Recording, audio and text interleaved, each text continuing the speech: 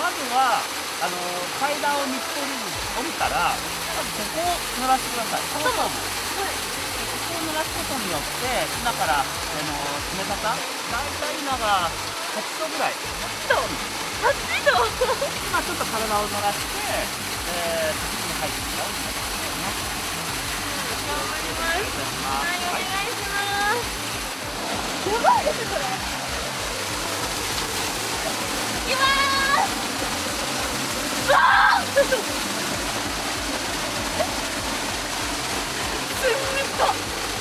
ごい。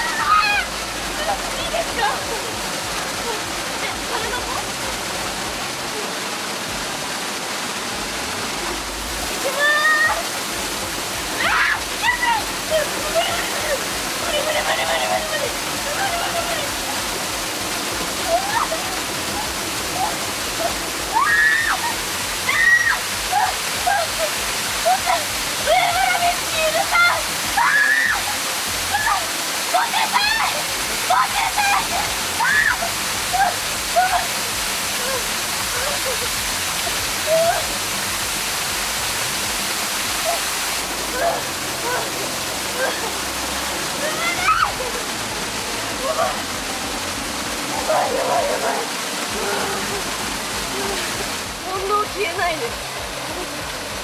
車が見て本当に許さん。なんかすごい叫んでます。あ、モテたいって叫びました。なんかこういう滝をやると、なんか心の一番思ってるのが出る。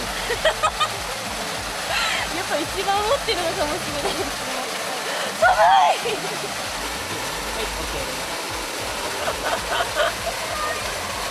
楽しい、もっとやりたかった。もう一回やりたい。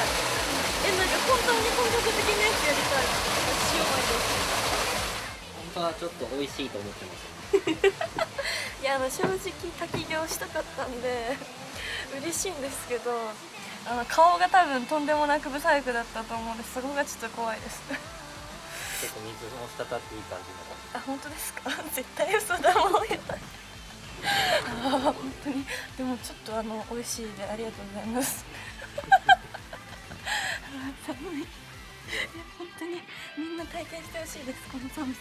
私のエキスがそこにあるので、皆さんそこに来てください。